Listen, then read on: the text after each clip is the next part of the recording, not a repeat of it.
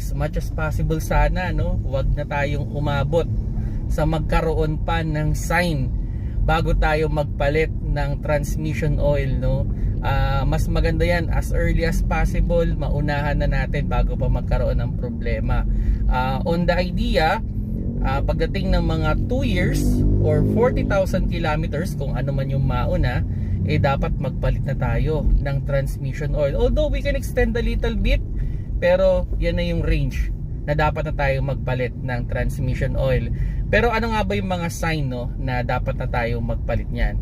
Well, isa sa mga sign talaga dyan is pwedeng magkaroon kayong experience ng delay sa shipping, or pwede rin naman na nagkakaroon na may narinig kayo na parang medyo grind sounds. Nako, malala na yun pag may narinig kayo.